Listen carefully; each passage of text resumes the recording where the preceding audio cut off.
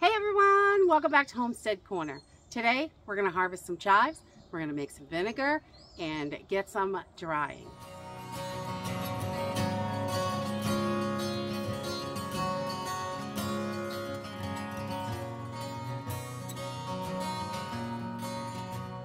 So today we are out in the garden harvesting some of our chives. I like to get them when they are in a full bloom because I can use the blooms to make vinegar, which is super easy, and it is wonderful for vinaigrettes, all sorts of stuff. Whenever you have to use vinegar, it gives it that really nice chive flavor. So we're going to be making some of that today. And I also am going to take the chives, and we like to dry them just not in the dehydrator or anything, just free, cheap, and easy. That is my favorite way to do things. So we're gonna get some of these harvested and get inside, and I'll show you how to do it.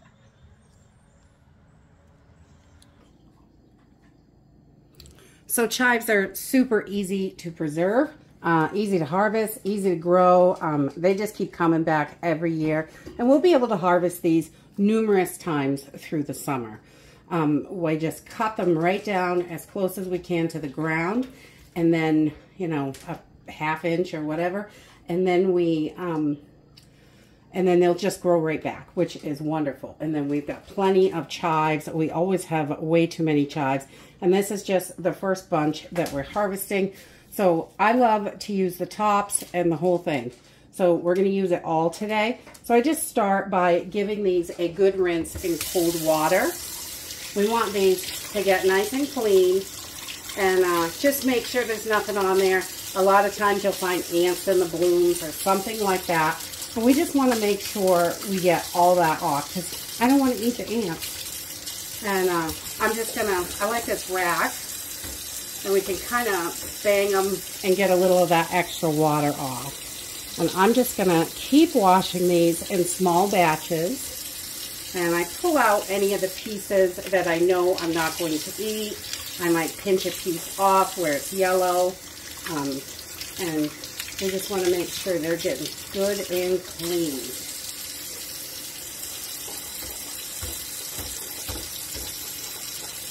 All right, make sure the sink is good and clean as well. Just, you know, stuff falls in there. So each step through, I am kind of pulling debris. I found these little cutesy flowers in here that are super cute, but we don't want to eat those. So I try to, when I see it, I pull it out. Sometimes it's easy to see, and sometimes I don't see it till later, and that's okay. And I'm just going to pinch my blossoms off right at the bottom of the blossom. And I just pinch it with my thumbnail, so the chive we can still use, and we only want the blossoms for the vinegar. So we're going to go ahead and pinch all these off so we can get all these blossoms. And we want to, I'm throwing them in a colander because it's going to take a little bit more water off. We want to get these as dry as we can. A tiny bit of water isn't a problem, but you don't want it soaking because we want it to make that chive vinegar. And so a little bit of water is okay, but we want to bang as much water off as we can. So I just toss them right in a colander, and we're going to shake them a little bit and just get as much as we can off it. Little water is okay, it's not going to hurt, but you don't want too much water in there because we're making a vinegar that we can use in all kinds of great recipes. So after I've got all my blossoms removed, we've got them all in here, and I just shake them in the colander and bang as much water off as I can, and then I'm going to put them on a paper towel or whatever kind of towel I have. This is just a dish towel, and we're just going to pat these dry a little bit and see if we can get a little bit more water off here, because I do not want too much water in here. We don't want to cause anything crazy in the jars. We want it to be as dry as possible. You could let them sit and dry out, but I don't really do that. This is usually what I do. So I'm just going to just move that around, see if we can get just a little bit more. You can see a little bit on the towel. And then I'm going to grab my jars, and this is a 24-ounce jar. You can do this in any old jar you have. We're not going to seal it. We're just going to put a lid on it. So pickle jars, any jar you have works. And we're just going to put these in loosely, and we're not going to pack them tight. We're just going to loosely put them in there. And so this is probably going to give us about 2 jars. This one might not quite be full, but that's okay, even if it's not full. All right, so we have our jars packed. And then all we need to do to this is add vinegar. And we love to use this for vinaigrette, which is really delicious on your salads. Takes a couple weeks for this to be ready to make your dressings with. And I will put my vinaigrette recipe on the side so you can see that. And we're just going to fill these up with vinegar. And they are going to make the most beautiful pinkish purple little vinegar with that onion flavor. It really adds to it. It's such a nice thing for vinaigrette. We're gonna fill this one up. We just want to cover everything, and it does rise a little bit, but they'll sink down in after a couple days, which is okay. Like, push them down, make sure there's plenty in there, plenty of vinegar. And we're just going to cap these. And I'm just using the lid that came with it, these old spaghetti sauce jars. And you can in these, so if you buy the Classico, they are wonderful mason jars, and they're great for canning. And I'm just going to write today's date on it. So today is 6/12, and then in 2 weeks, I let this sit for 2 weeks. After a week, it's got quite a lot of the chive in there, but I like to go 2 weeks. Make sure I get all of it. So we're just going to put these in the cabinet, cool, dark, dry, just like we do everything else. So they're not exposed to the light. We just want to stuff them in the cabinet, keep it dark. And then every now and then I might give them a little shake. Sometimes I forget, and that's okay. And we just strain this out. And after 2 weeks, we'll strain it out, put it in its own bottle, label it that it's chive vinegar, and then we can use a little bit to make our vinaigrettes. Okay, and for our chives, we're going to do the same thing. I have banged them off the best I could and let them sit while I got the vinegar together.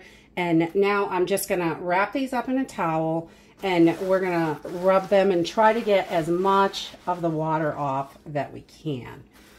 And we just want to get them ready to get them dried, so they'll be good for years in the pantry. Okay, so I just take these in really small bunches, and I'm going to start cutting them to the size that we like. I pick out anything I don't want to eat, and then we just start trimming them up. You can use scissors. They're little 7 things with 7 little shears for herbs where you can cut these up. But I find they get stuck in there so bad, so I don't use those a whole lot. I have used them, but I prefer a knife. It's easier. So then we've got our chives. Just cut them down to the size you like. They're not always perfect, and that's okay. And we're just going to keep cutting these until we get a good handful.